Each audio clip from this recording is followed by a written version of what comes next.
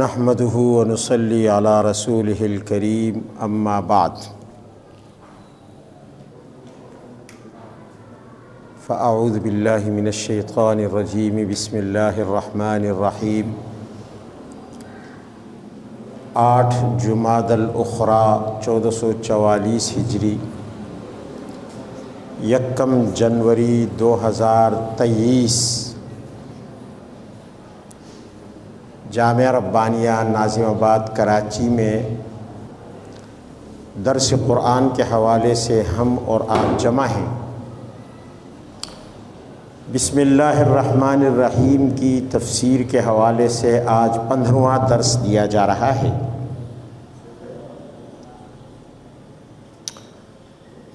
علماء کہتے ہیں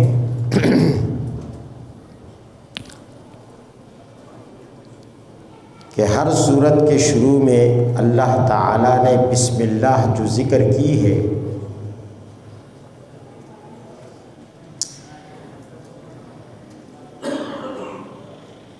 در حقیقت یہ اللہ تعالیٰ کی قسم ہے، یعنی بسم اللہ قسم کے درجے میں ہے، اور گویا اللہ رب العالمین ہر سورت کے شروع میں بسم اللہ کے ذریعے قسم کھاتا ہے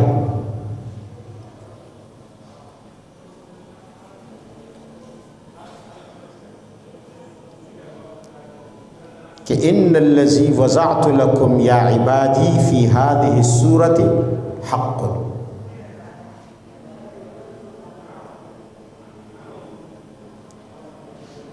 وَأَفِي لَكُمْ جَمِيعَ مَا ضَمِنْتُ لَكُمْ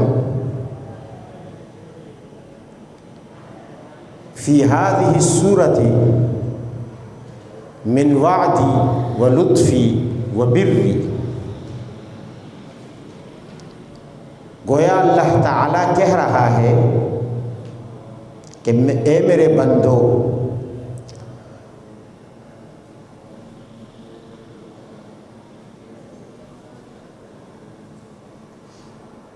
بسم اللہ سے شروع کی گئی اس صورت میں جو کچھ میں نے تمہارے لیے ذکر کیا ہے وہ 100% حق ہے۔ جو مضامین ہیں، جو احکام ہیں، 100% درست ہے۔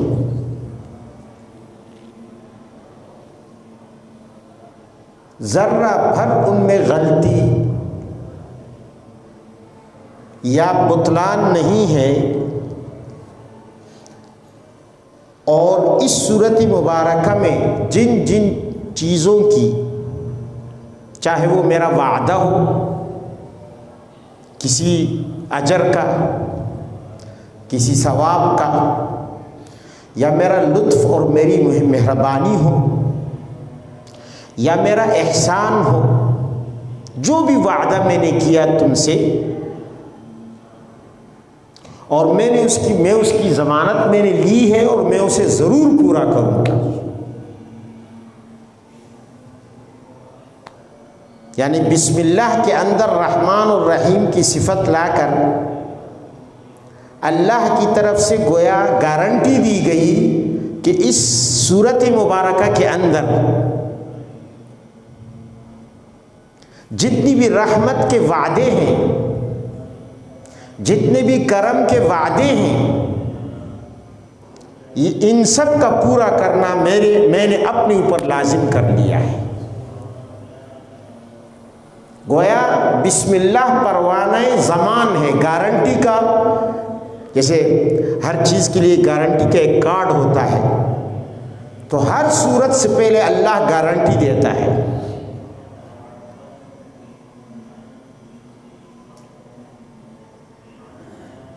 اسی لیے تو حضرت جعفر صادق رحمہ اللہ فرماتے ہیں کہ بسم اللہ جو ہے تیجان السور،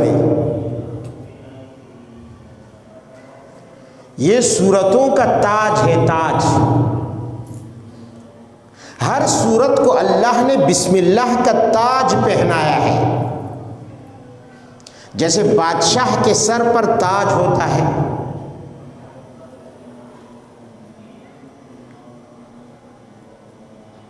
جس سے اس کی بادشاہت کا پتہ چلتا ہے۔ تو قرآن بھی تو کلاموں کا بادشاہ ہے نا،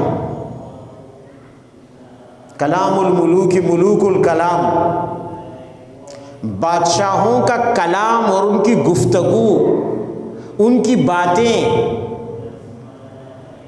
ان کا کلام، یہ تمام کلاموں کا بادشاہ ہوتا ہے، اور بادشاہ کے لیے تاج ہوتا ہے جو اس کے سر پر ہوتا ہے۔ تو حضرت جعفر رحمۃ اللہ تعالی علیہ فرماتے ہیں کہ بسم اللہ ہر سورت کے سر پر اللہ نے تاج کے طور پر سجائی ہے۔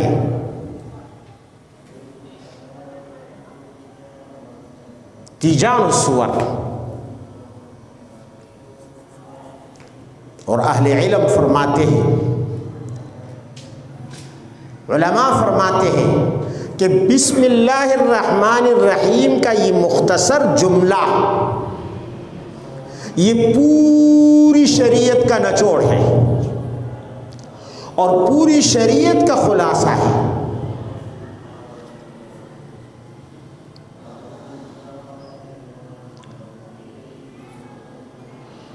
کیونکہ ساری شریعت یہ گھومتی ہے، چکر لگاتی ہے دو چیزوں کے ارد گرد، اور وہ کیا ہے؟ ایک اللہ کی ذات اور ایک اللہ کی صفات۔ پوری شریعت اللہ کی ذات کے ارد گرد گھومتی ہے، وہیں سے آئی ہے، وہی مبدا ہے۔ تو اللہ کی ذات اور اللہ کی صفات پوری شریعت کا محور ہے، خلاصہ ہے۔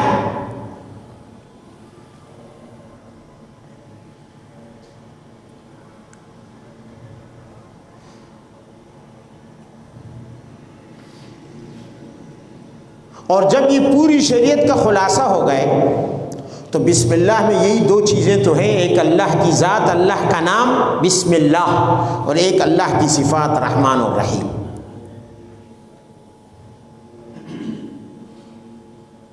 تو یہ مختصر جملہ پوری شریعت کی ترجمانی کر رہا ہے۔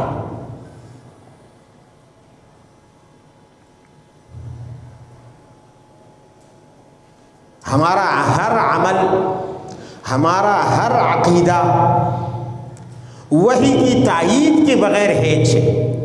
اگر پیچھے وحی نہ ہو تو عقیدہ بھی غلط، عمل بھی غلط۔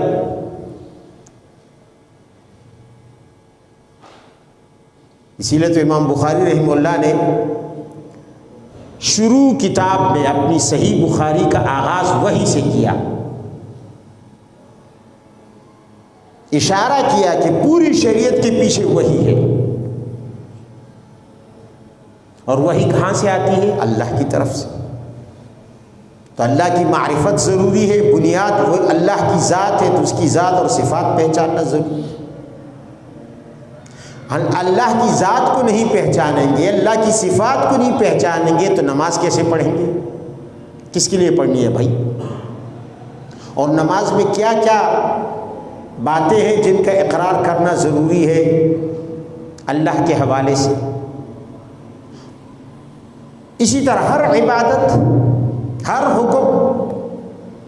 تو فرمایا کہ بسم اللہ، حضرت جعفر صادق نے فرمایا کہ بسم اللہ تاج ہے ہر سورت کا۔ 114 سورتیں ہیں، سوائے سورہ برات کے اللہ تعالیٰ نے ہر سورت کے شروع میں بسم اللہ رکھی۔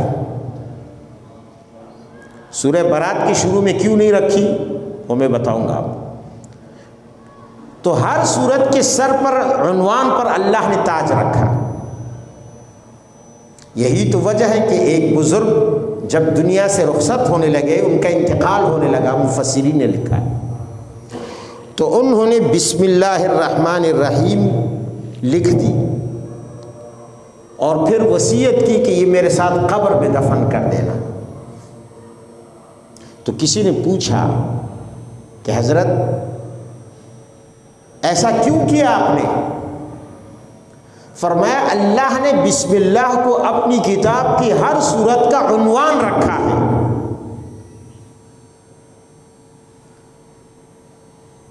اور اس میں اپنی رحمانیت اور رحیمیت جیسی عظیم صفات کو ذکر کیا ہے۔ تو جب میں قیامت میں قبر سے اٹھوں گا اور اللہ کے دربار میں پیش ہوں گا تو اللہ کہے گا کیا لے کر آیا ہے؟ میں کہوں گا یا اللہ میرے پاس ہے تو کچھ نہیں، البتہ یہ پرچی ہے جس میں بسم اللہ ہے جو تو نے اپنے پاک کلام کی ہر صورت کے شروع کی زینت بنائی ہے، اسے سرنامہ بنایا ہے، اسے سرخی بنائی ہے، اسے عنوان دیا ہے۔ میں یہ عنوان لے کر آیا ہوں تیرے حضور پیش کرنے کے لیے۔ تو نے کہا میں رحمان ہوں رحیم ہوں، اب اسی رحم کا وعدہ تجھے یاد دلانے آیا ہوں کہ میں اسی رحمت کا محتاج ہوں، اور کچھ نہیں۔ تو ایک تو اس کی حیثیت تاج کی ہو گئی، ایک شریعت کے خلاصے کی ہو گئی، اور ایک قسم کی ہو گئی۔ عجیب جملہ ہے بسم اللہ الرحمن الرحیم، انسان حیران ہو جاتا ہے۔ اور بسم اللہ سورہ براءت کی بات آئی ہے تو کہہ دوں پہلے، سورہ براءت میں اللہ تعالی نے اس کی شروع میں بسم اللہ نہیں نازل کی، سورہ توبہ۔ وجہ یہ ہے کہ اس میں جنگ کا ذکر ہے، قتل و قتال کا ذکر ہے، اور اپنے غضب کا اظہار ہے مشرکین پر، اور غضب اور رحمت میں منافات ہے، دونوں جمع نہیں ہو سکتے، اس لیے اللہ نے وہاں بسم اللہ ذکر نہیں کی کہ مشرکین کے لیے رحم کی گنجائش نہیں ہے، اس لیے کہ وہ باغی ہے، وہ کافر ہے۔ قاتل المشرکین کافہ، انہیں نیست و نابود کرو، یہ میرے باغی ہیں، رحم کے مستحق نہیں ہیں۔ تو دیکھو جہاں قتل، تکلیف، عذاب کی بات ہوتی ہے تو وہاں پھر رحمانیت اور رحیمیت کا ذکر نہیں ہوتا۔ یہی تو وجہ ہے کہ جب ہم جانور ذبح کرتے ہیں تو اس وقت صرف اتنا کہنا چاہیے بسم اللہ، بسم اللہ اللہ اکبر، پوری بسم اللہ نہیں پڑھتے، بسم اللہ الرحمن الرحیم اس طرح نہیں پڑھتے، کیونکہ وہ وقت ہے قتل کا، آپ جان لے رہے ہیں جانور کی، تو آپ کیسے اس وقت بسم اللہ الرحمن الرحیم پڑھیں گے؟ رحمان اور رحیم کی رحمت کا تقاضا یہ کہ آپ اس کی جان بخشی کر دیں۔ تو اس وقت چونکہ قتل کا وقت ہے، تکلیف کا وقت ہے، تو بسم اللہ تو کہنی ضروری ہے، اس لیے کہ نبی علیہ السلام نے فرمایا ہر کام سے پہلے بسم اللہ پڑھا کرو۔ ایک حدیث میں ہے اغلق الباب واذکر اسم اللہ، جب دروازہ بند کرو تو بسم اللہ پڑھ لو۔ وَأَطْفِئُ الْمِصْبَاحَ وَاذْكُرُ اسْمَ اللَّهِ، جب لائٹ بتی بجھاؤ، چراغ بجھاؤ تو بسم اللہ پڑھ لو۔ وَخَمِّرُ الْإِنَاءَ وَاذْكُرُ اسْمَ اللَّهِ، اور جب برتن کو ڈھانکو تو بسم اللہ پڑھو۔ وَأَوْقُ السِّقَاءَ وَاذْكُرُ اسْمَ اللَّهِ، جب مشکیزہ یا تھیلے کو باندھو، گرا دو تو بسم اللہ کہو۔ یعنی ہر کام سے پہلے ہمیں بسم اللہ، چھوٹے چھوٹے کام ہیں نا، لائٹ بجھانا، برتن پہ ڈھکنا رکھنا، تھیلی کو یا مشکیزے کو باندھنا، چھوٹے چھوٹے کام ہیں، دروازہ بند کرنا، فرمایا اس سے پہلے بسم اللہ پڑھو۔ تو میں عرض یہ کر رہا تھا کہ جب ہم ذبح کریں، فرمایا کہ ذبح کرو، من لم یذبح فلیذبح باسم اللہ، حدیث میں آتا ہے کہ جس نے جانور ذبح نہیں کیا تو وہ اللہ کا نام لے کر ذبح کر لے، ایک خاص موقع پر آپ نے ارشاد فرمایا تھا، لیکن اس وقت بسم اللہ الرحمن الرحیم پوری نہیں پڑھی جاتی، رحمان الرحیم کو الگ کر کے صرف بسم اللہ مختصر پڑھی جاتی ہے۔ اس میں ایک اور اشارہ ہے، ایک اور اشارہ ہے کہ ایک دن میں 17 بار بسم اللہ پڑھنے والے نمازی، ہم نماز میں بسم اللہ پڑھتے ہیں نہیں پڑھتے ہیں نا، تو ایک دن میں 17 بار نماز پڑھنے والے نمازی، جب تو اپنی نماز میں 17 دفعہ بسم اللہ پڑھتا ہے تو پھر اللہ تعالیٰ تجھے قتل اور تکلیف اور سزا میں کیسے مبتلا کرے گا، ہلاکت میں کیسے ڈالے گا؟ یہ اس کی رحمانیت اور رحیمیت کے تقاضے کے خلاف ہے۔ تو ایک لحاظ سے یہ جملہ بسم اللہ الرحمن الرحیم کا اللہ کے عذاب اور اس کے غضب سے ہمارے لیے پروانہ امان بھی ہے، امان کا پروانہ ہے۔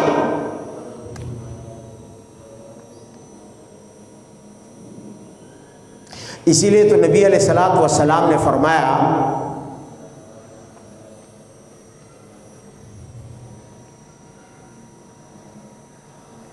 کہ امام اعمش روایت کرتے ہیں ابو وائل سے اور عبداللہ بن مسعود سے، بسم اللہ میں 19 حروف ہیں۔ مزے کی بات یہ اور قرآن عظیم میں ہے کہ جہنم پر جو عظیم الشان فرشتے مقرر ہیں جن کو زبانیہ کہا جاتا ہے وہ بھی 19 ہیں۔ تو ابن مسعود رضی اللہ تعالی عنہ کی روایت میں ہے، من اراد ان ینجیہ اللہ من الزبانیۃ 19 فلیقل بسم اللہ الرحمن الرحیم، کہ جو شخص یہ چاہتا ہے کہ جہنم کے 19 فرشتوں سے جو عذاب کے فرشتے ہیں، جہنم کے داروغے ہیں، جہنم میں عذاب چکھنے والے کافروں پر مسلط ہیں، وہ 19 فرشتے، اگر کوئی شخص چاہتا ہے کہ میں ان کی پہنچ سے دور رہوں اور ان کے پنجے سے نجات پالوں تو وہ بسم اللہ الرحمن الرحیم پڑھا کرے۔ کیوں؟ فرمایا اس لیے کہ اللہ تعالیٰ بسم اللہ کے ہر حرف کے بدلے میں 19 حرف ہیں، ایک ڈھال وہاں پیدا کر دے گا، ایک ڈھال لگا دے گا، یعنی 19 ڈھال، وہ 19 ڈھال بسم اللہ کے ایک ایک حرف کے بدلے میں وہ جہنم کے 19 فرشتوں سے اس کو بچائیں گے، 19 فرشتوں سے۔ تو وہ بسم اللہ الرحمن الرحیم کثرت کے ساتھ پڑھا کرے تاکہ یہ جہنم کے فرشتوں سے، عذاب کے فرشتوں سے انسان کو بچا سکے۔ بسم اللہ کی با، اس کے بدلے میں ایک ڈھال، سین، ڈھال تو سمجھتے ہیں نا، پرانے زمانے میں دو بدو 10 بزس لڑائیاں ہوتی تھیں، تو ایک ہاتھ میں تلوار ہوتی تھی جنگجو کی جو لڑنے والا ہوتا، دوسرے ہاتھ میں اپنے کو دشمن کے حملے سے بچانے کے لیے اس کے تلوار یا تیر یا نیزے کے وار سے بچانے کے لیے ڈھال ہوتی تھی۔ اگر سامنے والا تلوار سے وار کرتا یا اپنی حفاظت کے لیے ڈھال آگے کر دیتا، اس کا وار چوک جاتا اس بندے سے اور اس ڈھال پہ پڑ کے ناکام ہو جاتا۔ تو ڈھال وہ ہے جو انسان کو جنگ میں دشمن کے وار سے بچاتی ہے۔ تو بسم اللہ کی با یہ ایک ڈھال، سین الگ ڈھال، میم الگ ڈھال، اسی طرح چلتے جائیں، 19 حروف ہیں تو 19 ڈھال، کہیں سبحان اللہ۔ اور پھر ایک اور عجیب نکتہ، بسم اللہ کے اندر تو عجیب عجیب کمالات ہیں۔ دن رات میں کتنے گھنٹے ہیں؟ 24 گھنٹے ہیں، اور نمازیں کتنی ہیں؟ 5، تو 5 نمازوں کے 5 گھنٹے ہو گئے، 5 نکال لے، 24 میں سے کتنے رہ جائیں گے؟ 19۔ بسم اللہ کے 19 حروف، ان 5 گھنٹوں کے لیے تو 5 نمازیں کافی ہیں۔ جو لغزشیں ہوئیں، جو غلطیاں ہوئیں، جو ان کے لیے وہ کفارہ بن جائیں گی۔ باقی 19 گھنٹوں میں جو لغزشیں ہوتی ہیں انسان سے، ان کے لیے بسم اللہ کا ہر حرف کافی ہو جاتا ہے۔ بسم اللہ کا ہر حرف۔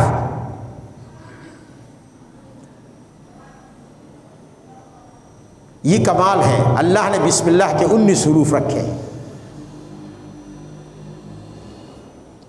تو اس طرح انسان کے 24 گھنٹوں میں جو بھی لغزشیں ہوتی ہیں، جو بھی غلطیاں ہوتی ہیں، خطائیں ہوتی ہیں، کتنی آدمی کرتا ہے؟ زبان سے، ہاتھوں سے، پیروں سے، اشارات سے، اور بھی کئی طریقوں سے۔ تو یہ نمازیں اور یہ بسم اللہ ان کے لیے کفارہ بنتی جاتی ہے۔ اور دنیا میں ایک اور فائدہ نبی علیہ الصلوۃ والسلام نے فرمایا، یہ حدیث امام ابن ماجہ نے بھی ذکر کی ہے اور امام ترمذی نے بھی، حضرت انس رضی اللہ تعالیٰ عنہ سے مروی ہے۔ بعض اوقات انسان کپڑے اتارنے پر مجبور ہوتا ہے، ننگا ہوتا ہے۔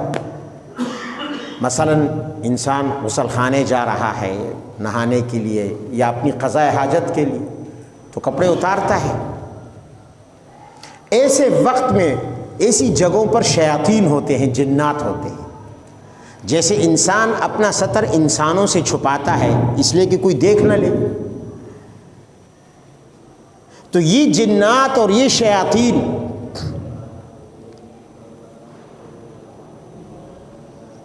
ان کے پاس بھی آنکھیں ہیں، ان کی آنکھوں میں بھی بینائی ہے، وہ بھی اسی طرح دیکھتے ہیں لوگوں کو جس طرح ہم دیکھتے ہیں۔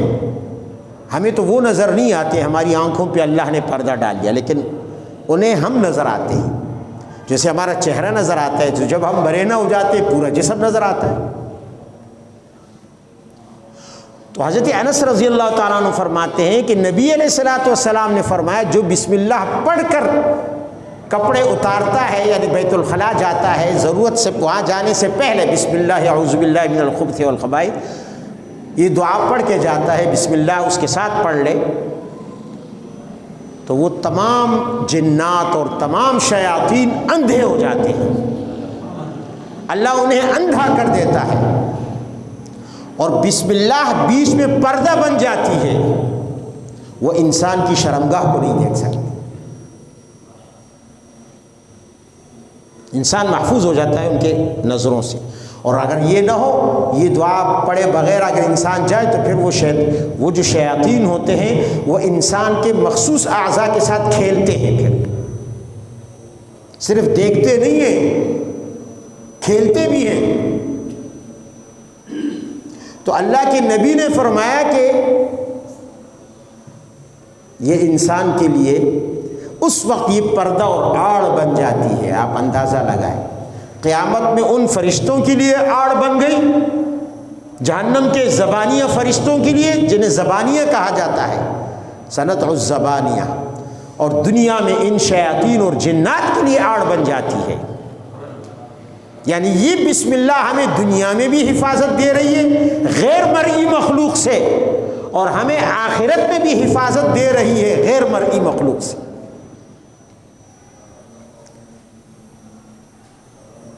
بڑا عجیب کلمہ ہے، بڑا عجیب کلمہ ہے۔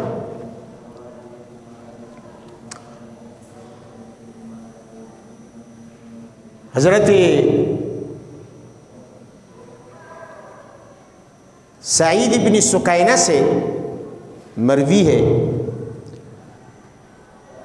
کہ بسم اللہ الرحمن الرحیم کے حوالے سے انہوں نے یہ لکھا، بڑی عجیب روایت ہے امیر المؤمنین حضرت علی رضی اللہ تعالیٰ عنہ سے۔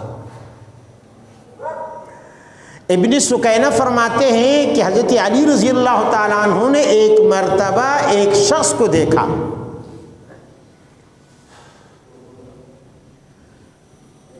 وہ بسم اللہ لکھ رہا ہے، بسم اللہ الرحمن الرحیم، اپنے ہاتھ سے لکھ رہا ہے۔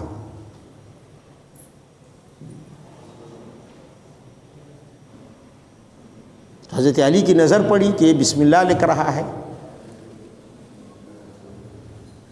فرمایا بھیا تو بسم اللہ لکھ رہا ہے تو دیکھ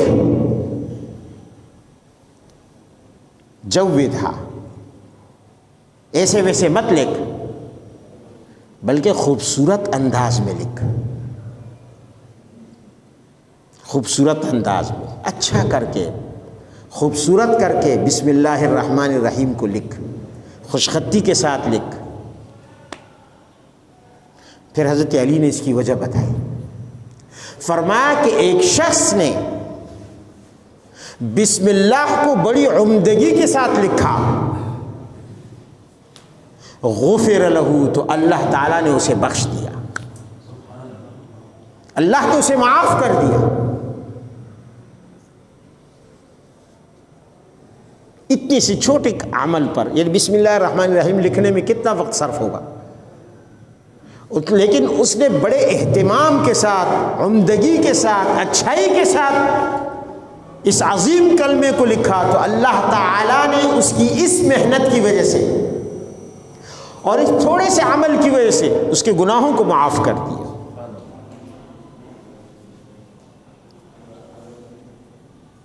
یہ تعظیم ہے اس کلمے کی، یہ ادب اور احترام ہے اس کلمے کا۔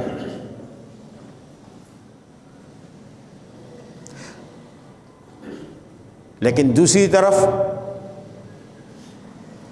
ایک اور سہولت اللہ نے دی،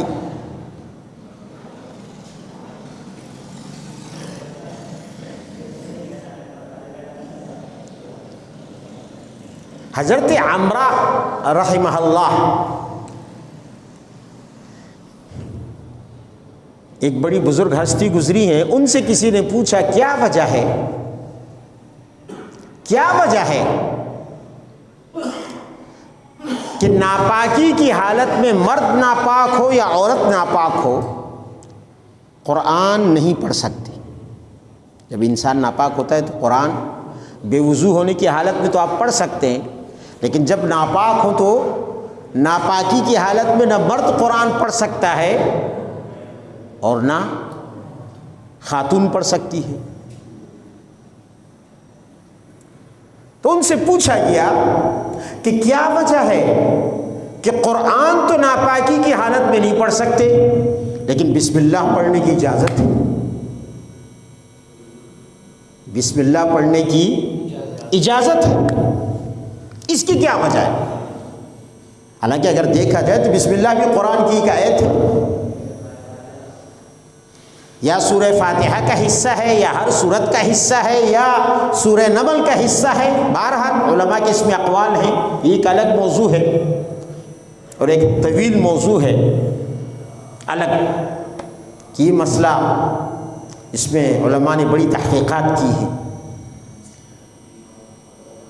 تو سوال یہ ہوا کہ یہ بھی قرآن کی ایک آیت ہے تو اس کو پڑھنے کی اجازت کیوں ہے اس ایسی حالت میں کہ جب انسان قرآن نہیں پڑھ سکتا؟ تو بڑا عجیب جواب دیا، فرمایا اصل میں بات یہ ہے کہ بسم اللہ میں حبیب کا نام آتا ہے، محبوب حقیقی کا، اور وہ حبیب نہیں چاہتا کہ جو مجھے محبت سے میرا نام لینا چاہے اور میں اسے روک دوں۔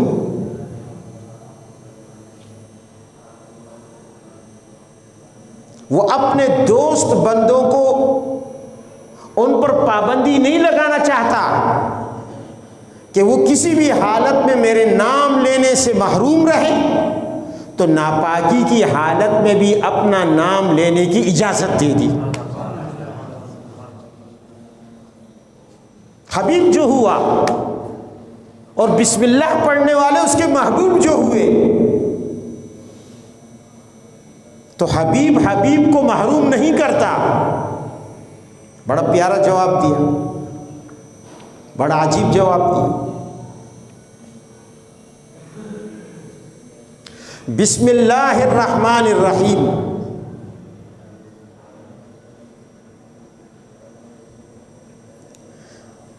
میں عرض کر رہا تھا کہ یہ بڑا عجیب جملہ ہے.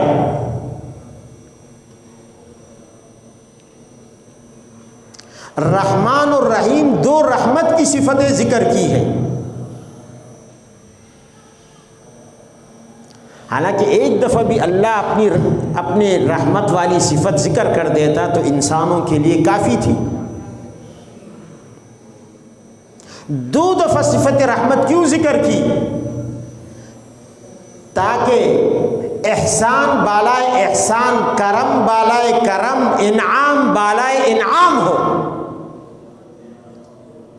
سنگل انعام نہ ہو اللہ کی طرف سے، سنگل رحمت نہ ہو. ایک تو اس وجہ سے کہ فضل بالائے فضل، کرم بالائے کرم، احسان بالائے احسان، انعام بالائے انعام ہو. اور دوسری وجہ یہ ہے کہ تسلی حاصل ہو جائے. بسم اللہ الرحمن الرحیم میں اللہ رحمت کا وعدہ کر رہا ہے. ظاہر جب وہ رحمان اپنی رحمت والی صفتیں ذکر کر رہا ہے تو اس کی طرف سے رحمت کا وعدہ ہے نا. یہ رحمت کسی پر ہوگی اور وہ مخلوق ہے، اس کی انسان ہے. تو تسلی دے دی کہ میرا وعدہ کچا نہیں ہے. جو بھی مجھ سے رحمت کی امید رکھے گا کبھی ناکام اور نامراد نہیں ہوگا، اس لیے کہ میرا وعدہ پکا ہے. تو الرحمن کے بعد الرحیم تاکید لے کر آئے.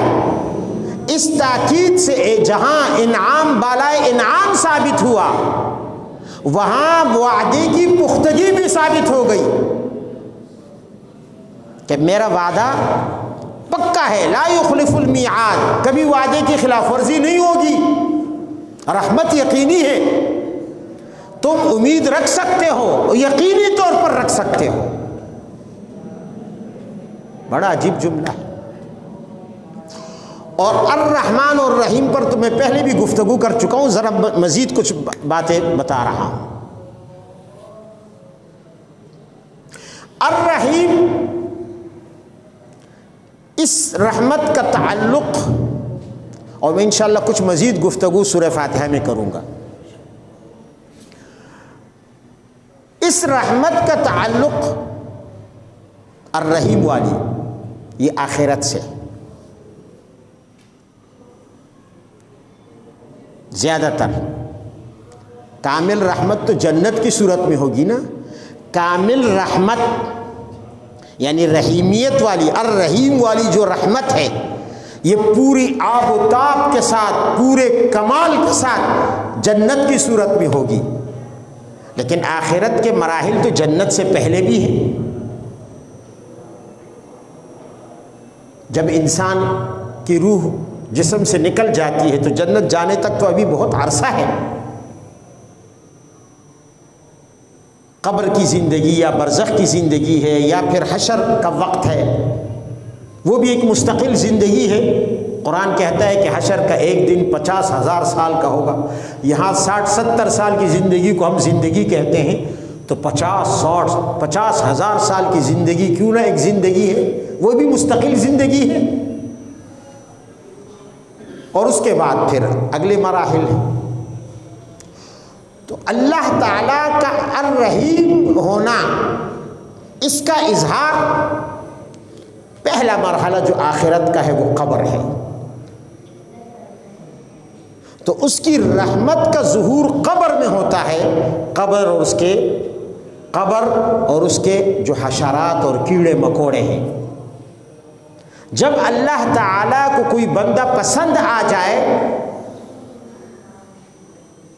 تو قبر کی تنہائی میں جب انسان پر کیڑوں مکوڑوں کی الغار ہوتی ہے تو اللہ تعالیٰ کی صفت رحیمیت موجزن ہو کر ایسے بندوں کو ان موذی چیزوں سے بچا لیتی ہے. دوسرا مرحلہ ہے قیامت اور اس کی تاریکیاں، اندھیرے، میدان حشر۔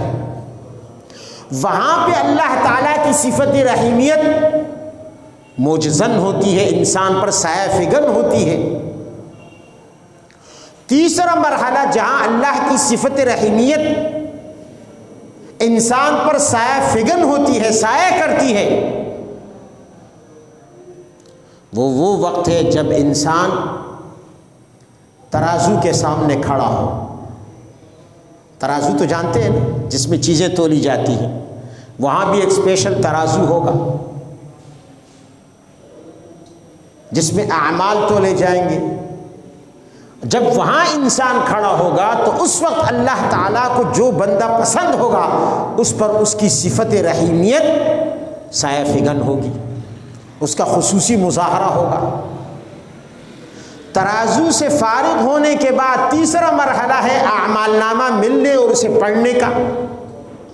اور جب انسان کو اعمال نامہ کے لیے پکارا جائے گا تو اس کی ٹانگیں کانپ رہی ہوں گی، پورے جسم پر لرزہ طاری ہوگا کہ پتہ نہیں کیا ہوگا، اس میں کیا لکھا ہوگا، میری فائل کیسی فائل ہوگی۔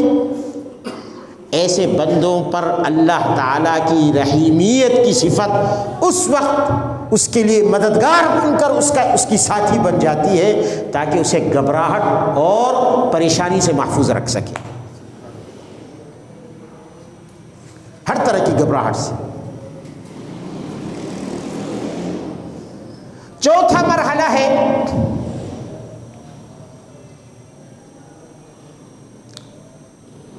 پل صراط کا،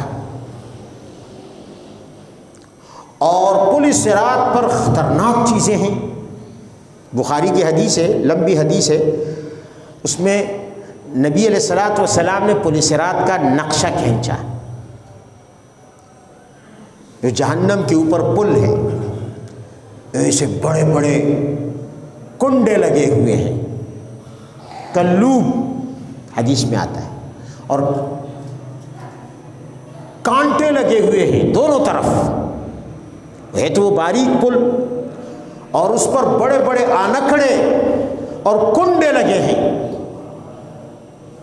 کہ انسان کا ان کے بیچ سے بچ کر نکلنا بہت مشکل ہے۔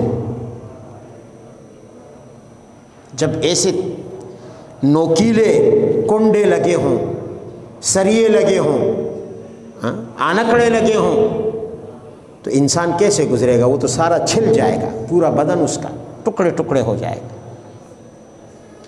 تو حدیث میں اس کی پوری تفصیل ہے۔ تو ایسے خطرناک پل سے گزرتے وقت اللہ تعالیٰ کی صفت رحیمیت اس کے خاص بندوں کے ساتھ ساتھی اور معاون اور مددگار بن جائے گی، اور ان کانٹوں سے اور ان آنکڑوں سے اور ان کنڈوں سے ایسے بچا کر لے جائے گی کہ اسے خراش تک بھی نہیں آئے گی۔ اور پانچویں جہاں اللہ کی رحمت رحیمیت جلوگر ہوگی وہ جہنم کی آگ ہے، کہ جہنم کی آگ سے اللہ تعالیٰ کی صفت رحیمیت انسان کو بچائے گی۔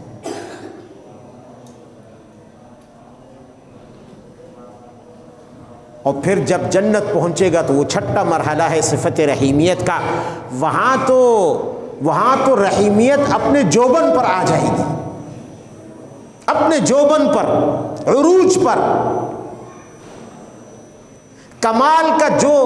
کمال کی جو صورت ہو سکتی ہے اور کمال کی جو حد انسانی ذہن میں آ نہیں سکتی، اس سے بھی بڑھ کر کامل ترین رحمت اللہ تعالیٰ کی طرف سے انسان پر برسے گی، اور وہ ہے جنت۔ اس لیے اللہ تعالیٰ نے بسم اللہ الرحمن الرحیم میں رحمان کے بعد رحیم کو ذکر کیا، تاکہ انسان اس جملے کی قدر و قیمت جان لے۔ اور ایک اور مزے کی بات بتاؤں، الرحمن اور الرحیم میں رحمان اللہ کی صفت ہے خالص، جیسے اللہ صرف اسی کا نام ہے، مخلوق میں اور کسی کا بولو کسی کو اللہ نہیں کہا جا سکتا، اسی طرح مخلوق میں کسی کو رحمان نہیں کہا جا سکتا۔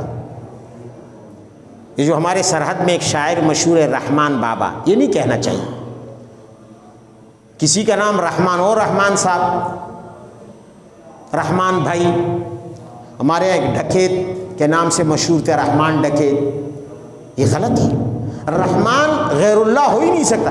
اسی وجہ سے تو بعض فقہاء نے، مفتیان کرام نے ایسے معاشرے میں جہاں صرف رحمان کہنے کا رواج ہو وہاں عبد الرحمن نام رکھنے کو منع فرمایا ہے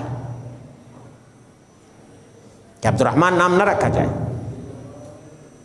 اس لیے کہ عبد الرحمن کو شارٹ کر کے رحمان بنا دینا یہ درست نہیں ہے۔ رحمان صرف اللہ کی صفت ہے۔ یہ دو نام ایسے ہیں کہ جو مخلوق میں کسی کے لیے استعمال نہیں ہو سکتے، حالانکہ اللہ کی صفات اور بھی ہے۔ ہاں، ایک شخص نے جرأت کی، تاریخ میں ایک شخص نے جرأت کی، اس نے اپنے آپ کو رحمان کہا، اس نے اپنے آپ کو، اور کسی نے جرأت نہیں کی، ایک آدمی نے کی، لیکن اللہ تعالیٰ نے اس کے نام کو بھی گالی بنا دیا، اس کے نام کو بھی گالی بنا دیا۔ وہ تھا مسیلمہ، جس نے نبی علیہ الصلوۃ والسلام کی زندگی کے آخری دور میں نبوت کا دعویٰ کیا کہ میں پیغمبر ہوں، جھوٹا دعویٰ کیا، اور اپنے آپ کو رحمان کہنے لگا کہ میں یمامہ کا رحمان ہوں، انا رحمان الیمامہ، یمامہ اس کے علاقے کا نام تھا جہاں اس کی قوم رہتی تھی، بنو حنیفہ، اور وہاں اس نے نبوت کا دعویٰ کیا۔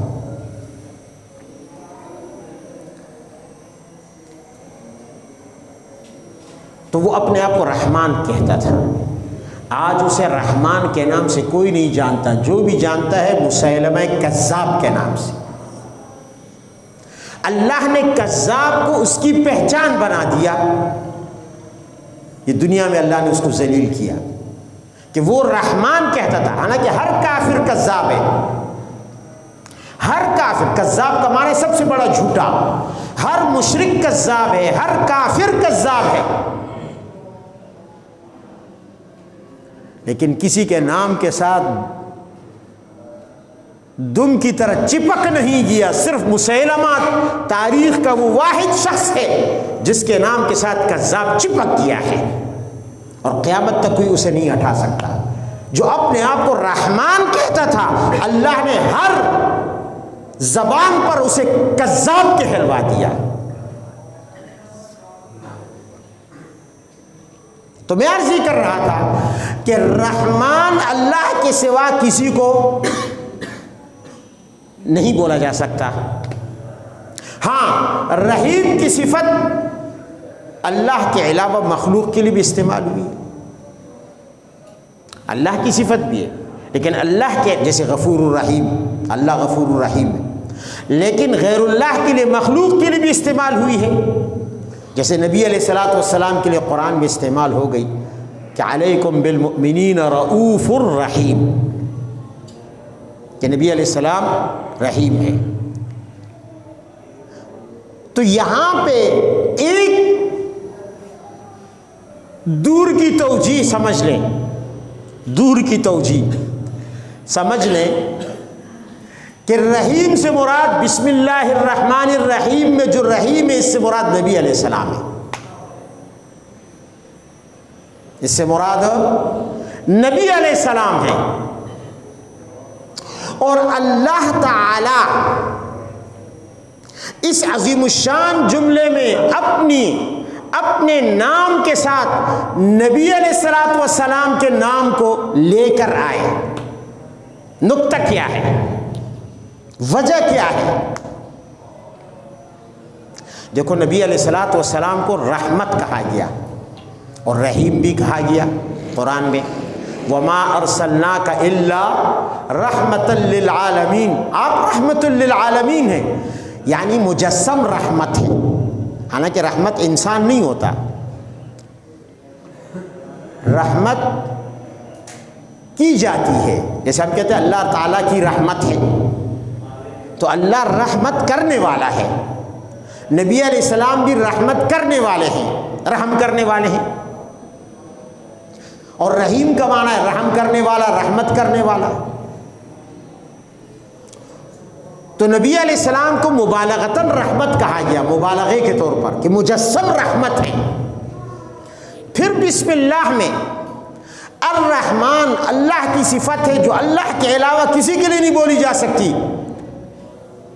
اور الرحیم جو اللہ کے علاوہ نبی علیہ السلام کے لیے یہ صفت بولی جا سکتی ہے، اللہ نے اپنی صفت کے ساتھ نبی علیہ الصلوۃ والسلام کے نام کو ذکر کر دیا، آپ کی صفت کو ذکر کر دیا، جیسے اذان میں اشہد ان لا الہ الا اللہ کے ساتھ اشہد ان محمد رسول اللہ، جس کو حضرت حسان ابن ثابت اپنے انداز سے شعر میں کہہ رہے ہیں، وَضَمَّ الْإِلَٰهُ اسْمَ النَّبِيِّ مُحَمَّدٌ اِذَا قَالَ فِي الْخَمْسِ الْمُؤَذِّنِ أَشْهَدُ، پورا قصیدہ ہے ان کا اشعار میں کہ اللہ نے نبی علیہ السلام کے نام کو اپنے نام کے ساتھ ملا دیا، جب مؤذن دن میں 5 مرتبہ اشہد ان لا الہ الا اللہ پکارتا ہے تو فوراً اس کے بعد اشہد ان محمد رسول اللہ پکارتا ہے۔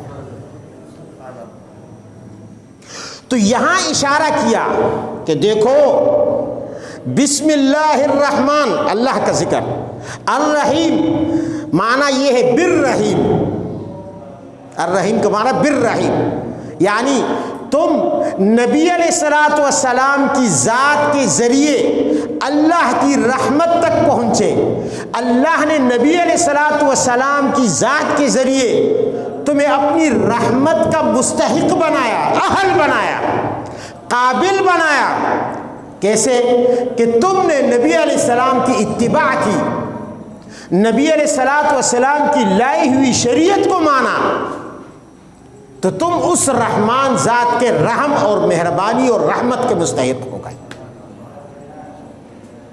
نبی علیہ الصلوۃ والسلام کی اتباع، نبی علیہ السلام کی پیروی، نبی علیہ الصلوۃ والسلام کی اطاعت اس رحمان کے جو حقیقی رحم کرنے والا ہے اس کی رحمت کا اہل انسان کو بنا دیتی ہے، اور اگر نبی علیہ السلام کی اطاعت اور آپ کی تابعداری نہ ہو، آپ کی پیروی نہ ہو، آپ کی شریعت کی اطاعت نہ ہو، آپ کی شریعت کی اتباع نہ ہو، تو پھر کوئی انسان رحمان کی رحمت کا مستحق نہیں ہو سکتا، رحمان کی رحمت کا مستحق نہیں ہو سکتا۔ یہ ایسا عظیم جملہ ہے، اس لیے نبی علیہ السلام نے بھی فرمایا کہ اس کو ہر عمل، ہر کام سے پہلے پڑھا کرو، جیسا کہ میں نے حدیث ذکر کی کہ دروازہ بند کرو تو بسم اللہ، جانور ذبح کرو تو بسم اللہ، ڈھکن رکھو تو بسم اللہ، ہر چھوٹے سے چھوٹا کام ہو یا بڑے سے بڑا کام ہو، اللہ تعالیٰ کے نام لیے، اللہ تعالیٰ کا نام لیے بغیر کبھی بھی وہ کام نہ کرنا۔ اور اس میں ایک فرقہ گزرا ہے ماضی میں قدریہ، ان کے عقیدے پر بھی رد ہے۔ مسلمانوں میں ایک فرقہ گزرا جو کہتے تھے کہ ہر انسان جو بھی کام کرتا ہے وہ اپنی قدرت کے تحت کرتا ہے، اپنی قدرت کے تحت کرتا ہے، یعنی انسان اپنے کاموں پر خود قادر ہے، اسی نے پیدا کیے اپنے کام اور خود وہ کر رہا ہے، یعنی اپنے افعال کا خالق۔ تو بسم اللہ نے ان کے عقیدے پر ضرب لگائی کہ نہیں، تم مدد مانگتے ہو اپنے ہر کام میں، حتیٰ کہ دروازہ بند کرنے میں، برتن پر ڈھکن رکھنے میں، چراغ بجھانے میں، یعنی تمہیں یہ ماننا پڑے گا کہ تم اللہ کے نام اور اللہ کی مدد کے بغیر تمہارے اندر اتنی طاقت بھی نہیں ہے کہ یہ چھوٹے سے چھوٹے کام کر سکو۔ بڑے کام تو کو جا، یہ سارے کام اللہ تعالیٰ کی قدرت کے ہیں، ہر چھوٹا بڑا کام اس کی قدرت کا ہے، اسی نے انسان کو طاقت دی تو انسان کر سکتا ہے۔ اسی لیے تو بسم اللہ نے یہ عقیدہ بھی سمجھا دیا۔ اللہ تعالی ہمیں بسم اللہ کی برکات نصیب فرمائے۔ عظیم الشان جملہ ہے، وآخر دعوانا ان الحمد للہ رب العالمین۔